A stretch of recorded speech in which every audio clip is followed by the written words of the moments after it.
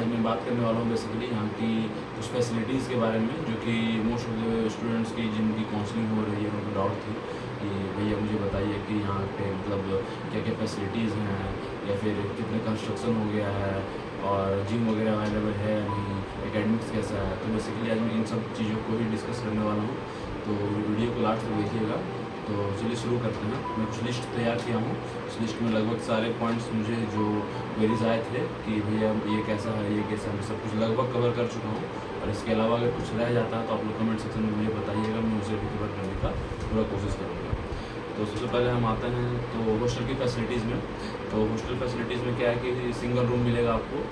वैसे तो first year वालों को डबल रूम मिला था लास्ट ईयर, और इस बार का सीन का अभी कुछ कंफर्मेशन नहीं है। तो आप लोग मान के चल सकते हैं कि फर्स्ट ईयर में आपको डबल रूम मिल भी सकता है और सिंगल रूम में मिल सकता है, लेकिन सेकेंड ईयर से कंफर्म आपको सिंगल रूम यहाँ पर मिलेगा।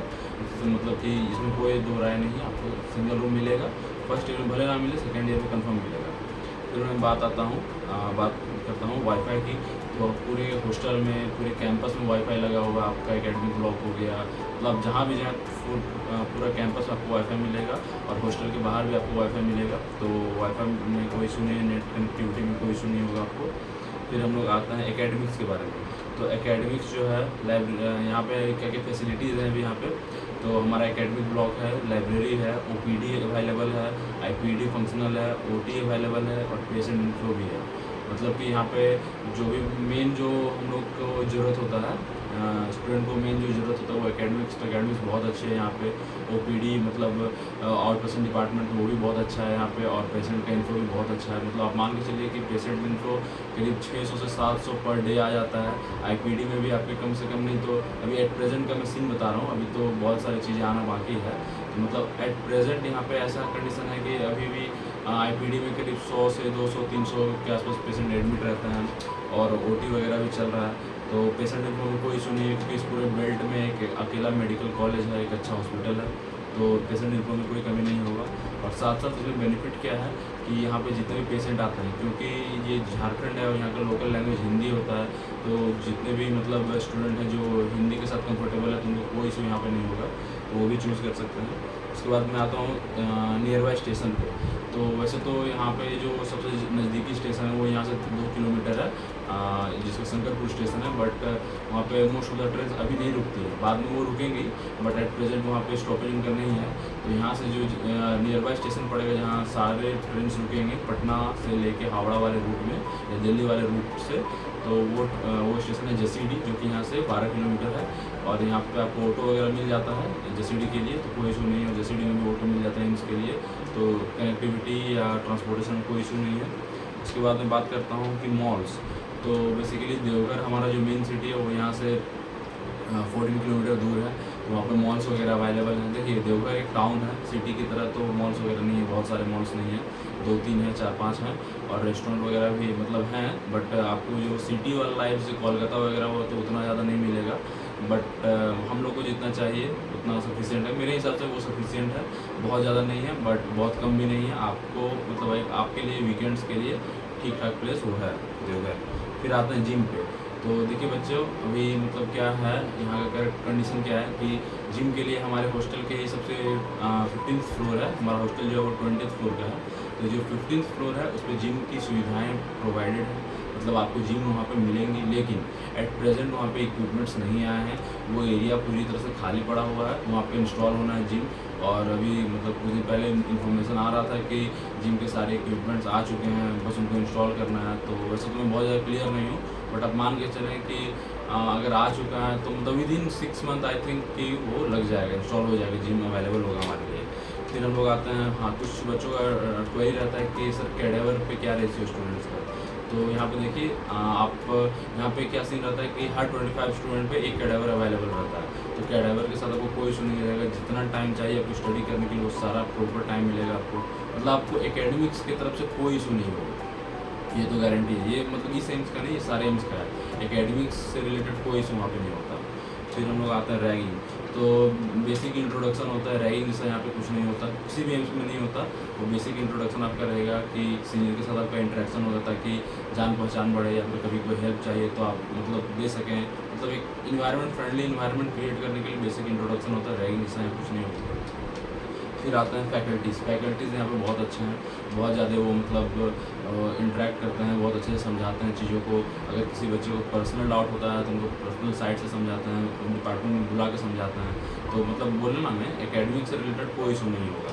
फिर आते हैं फैसिलिटीज़, तो जैसा कि आप लोग जानते हैं एम्स है, फैसिलिटीज़ बहुत अच्छी हैं, जैसे कि रूम है तो अलमीरा आपको मिल रहा है, टेबल आपको मिल रहा है, लाइटिंग वगैरह बहुत अच्छा है।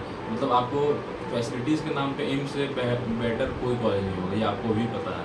तो फैसिलिटीज़ में कोई इशू नहीं है, क्लीनलीनेस वैसा ही रहेगा यहाँ पे। मतलब बहुत ही एक अच्छा इन्वायरमेंट आपको मिलेगा, आपको लगेगा कि नहीं मैं एक अच्छी कॉलेज में पढ़ रहा हूँ। तो फैसिलिटीज़ के बारे में तो आप खुद भी देख लोगे ब्लॉग वगैरह, तो आपको पता चल जाएगा क्या फैसिलिटीज़ रहती हैं। फिर आते हैं इवेंट्स पे, तो इवेंट्स बेसिकली यहाँ पे 2 मेन इवेंट होते हैं। एक तो फ्रेशर्स बैच जो आता है उसके लिए फ्रेशर्स होता है, दूसरा जो होता है वो हेलिक्स होता है जो 1 वीक का होता है, वो कॉलेज फेस्ट है हमारा। और बेसिकली वो इवेंट जो है वो मेन हम लोग का इवेंट है, कल्चरल फेस्ट है। और इसके अलावा जो इवेंट होता है बीच बीच में ऑर्गेनाइज होते रहते हैं, जैसे कुछ दिन पहले साइकिलिंग इवेंट हुआ था, साइकिलिंग हम लोग कर रहे थे कैंपस में। और मतलब ऐसा छोटा छोटा इवेंट्स होता रहता है, जैसे कि जो भी कुछ ओकेज़न आता है, जैसे इंडिपेंडेंस डे हो गया, सरस्वती पूजा हो गया, मतलब जैसे जो भी इवेंट्स रहते हैं उनको कुछ ना कुछ प्रोग्राम्स वगैरह होते रहते हैं यहाँ पे। योगा सेशंस होते रहते हैं, हर संडे को होते हैं। मतलब इवेंट्स के नाम पे मतलब कोई इशू नहीं है, बहुत सारे इवेंट्स हैं आप जिसमें आपको मन करे पार्टिसिपेट कीजिए। और अदर स्टेट्स के जो अच्छे अच्छे फेस्टिवल्स होते हैं तो यहाँ पे स्टूडेंट सेलिब्रेट करते हैं उसको, तो हम लोग भी उसमें पार्टिसिपेट करते हैं। तो मतलब इवेंट्स में बहुत सारी डाइवर्सिटी है यहाँ पे, तो कोई इशू नहीं होगा यहाँ पे।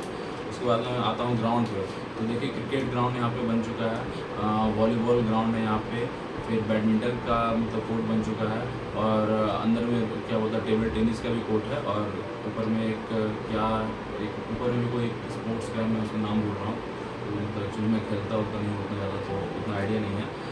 बट इतने सारे चीज़ अवेलेबल हो चुके हैं। और कुछ दिन के बाद वो बास्केटबॉल का भी वो कोर्ट बन जाएगा, अभी तो नहीं बना है बट उसको भी बन जाएगा। तो कोई खेलने वगैरह में भी कोई इशू नहीं है, आप जहाँ फुटबॉल भी खेल सकते हैं, कोई इशू नहीं है यहाँ पे। फिर आउटिंग पे आता हूँ, तो आउटिंग संडेज़ को हम लोग को मिलता है, संडे सैटरडे को आउटिंग रहता है हमारा। बस से हम लोग देवघर जाते हैं, जो कि यहाँ से 14 किलोमीटर जैसा मैं बताया। और वहीं पे जिसको जो सामान वगैरह लेना है, मॉल वगैरह जाना है, और वहीं पे आसपास घूमने का छोटा छोटा जगह भी है, तो मतलब आराम से कोई इशू नहीं है, वहाँ आप जा सकते हैं। देखिए देवघर बहुत ज़्यादा बड़ा नहीं है, तो आप एक्सपेक्टेशन बहुत ज़्यादा ना रखें, बट हाँ सफिशिएंट जितना आपको चाहिए उतना आपको मिल जाएगा। बाकी कोलकाता वगैरह जाइए, ज़्यादा दूर नहीं है, ऐसा कोई इशू नहीं है। फिर आते हैं रेस्ट्रिक्शन, तो जैसा कि एक एम्स है और न्यू स्टेब्लिश्ड एम्स है, तो बहुत ज़्यादा लिबर्टी नहीं है। स्टेट कॉलेजेस में क्या है कि आप आइए जाइए, कोई इशू नहीं है, मतलब आपको पता ही नहीं चलेगा, मतलब आपको कोई टोकने वाला नहीं होगा। बट एम्स में आपको रेस्ट्रिक्शंस थोड़े ज़्यादा हैं, आपको हर जगह जाने से पहले परमिशन लेना होगा, आपको साइन वगैरह करना होगा। ये थोड़ा सा एक मुझे मतलब लगता है कि रेस्ट्रिक्शन फैक्टर है, मतलब बहुत ज़्यादा अच्छा नहीं लगता है, बट ये भी हमारे लिए ही है, इससे हम भी ज़्यादा सिक्योर फील करते हैं। मतलब होता है ना कि किसी भी तरह के स्टेट कॉलेज में बहुत तरह के हंगामा वगैरह होता रहता है, बट ये सब यहाँ पर बिल्कुल नहीं होता ये सब की वजह से। तो मुझे ये प्लस पॉइंट ही लगता है। रेस्ट्रिक्शन थोड़ा ज़्यादा है बट ठीक है, आपको ऐसा नहीं है कि जाने नहीं दिया जाएगा, आप परमिशन लेके जाइए, कोई इशू नहीं होगा, बट थोड़ा सा रेस्ट्रिक्शन है, आपको परमिशन वगैरह लेना पड़ता है, साइन वगैरह करना पड़ता है। फिर आते हैं बाइक पे, बहुत बच्चों का क्वेरी रहता है बाइक, और मेरा खुद का भी मतलब मैं भी सोच रहा था कि कॉलेज है बाइक रखेंगे ये वो, बट यहाँ पे बाइक अलाउ नहीं है। बाइक आप बिल्कुल यहाँ पे नहीं रख सकते हैं, क्योंकि ये फ्रेंडली जोन है, इको फ्रेंडली जोन है, तो यहाँ पे बाइक नहीं, हम लोग साइकिल यूज़ करते हैं। हम लोग सारे बच्चों के पास लगभग साइकिल है, तो कोई इशू नहीं है, हम लोग साइकिल से ही जाते हैं, क्लास वगैरह आते हैं, और अच्छा लगता है, मतलब बाइक की ज़रूरत भी नहीं है, मुझे ऐसा लगता है। तो फिर बाइक अलाउ नहीं है। फिर आते हैं पीजी सीट्स, तो देखिए पीजी सीट का कुछ दिन पहले रोस्टर आया था कि एम्स में जितने भी पीजी सीट्स हैं उनमें रिजर्वेशन मिलेगा, जैसा कि जिप्मर में मिलता था। तो वैसे तो ये बात सही है, मतलब ये सारे एम्स में लागू हो रही है, बट अभी तो हमारा 19 बैच है, तो हमारे जो फर्स्ट बैच है वो 19 बैच है, तो उनका पीजी पास आउट वो हुए नहीं, तो इसका क्या सीन है, क्या ये एप्लीकेबल हो रहा है या नहीं हो रहा है, तो ये अभी तक कुछ पता नहीं चल पाया। बट अगर ये मतलब रोस्टर सिस्टम जो है वैसे तो न्यूज़ पे या हर जगह पे आ रहा है कि हाँ इसको एप्लीकेबल होना है, तो अगर ये एप्लीकेबल होता है तो बेसिकली यहाँ पे भी हमें पीजी सीट में रिजर्वेशन मिलेगा, तो कोई इशू नहीं है। तो इतना ही था डिस्कशन के लिए, और तो बेसिकली मैं कुछ नहीं लिखा हूँ। तो देखिए आपको इसके अलावा जो क्वेरीज़ रही हैं वो आप कमेंट सेक्शन में मुझे बता सकते हैं। और मैं एक चीज़ कहना चाहूँगा, कॉलेज है, 5 साल का जर्नी है, अप्स एंड डाउन्स आते रहेंगे, तो आप लोग ऐसा ही कॉलेज चूज़ करें, मतलब जहाँ पे भी आप लोग जाते हैं कुछ ऐसा चूज़ करें कि आप परेशान ना हो जाए, कि ऐसा ना हो कि आप कॉलेज चूज़ कर लिए फिर आप परेशानी में रह रहे हैं। जैसे कि आप अगर देवघर चूज़ करते हैं और आप साउथ वगैरह से हैं तो बहुत दूर डिस्टेंस बहुत ज़्यादा मैटर करता है, तो अपने सहूलियत के हिसाब से क्या बोलते हैं कॉलेज चूज़ करें। एकेडमिक्स टफ होती है एम्स की, यहाँ पे अटेंडेंस 75% मेंटेन करना होता है, तो इस वजह से बच्चों को घर जाने के लिए टाइम वगैरह ज़्यादा नहीं मिलता है, छुट्टी वगैरह ज़्यादा नहीं मिलती है। तो मतलब ऐसा नहीं है कि बच्चे नहीं चूज़ करते हैं या नहीं रहते हैं, वो जाते हैं छुट्टी वगैरह लेके जाते हैं, बट एक होता है ना कि सबका अपना अपना प्रेफरेंस होता है, तो आप अपने प्रेफरेंस के हिसाब से ही चूज़ करें। और नो डाउट एम्स है तो आपको कोई इशू नहीं होगा, मतलब एम्स है भाई, इसमें कोई इशू होना नहीं है। आपको जो बेस्ट प्रोवाइडेड मतलब जो बेस्ट फैसिलिटीज़ हो सकती है वो आपको यहाँ पे मिलेंगी, बेस्ट एकेडमिक्स मिलेंगी आपको। तो अपने हिसाब से आप चूज़ कीजिए और जो भी डाउट्स होता है हमको कमेंट सेक्शन में बताएं। और अगर आपने मेरे चैनल को सब्सक्राइब नहीं किया तो उसे भी जरूर सब्सक्राइब करें।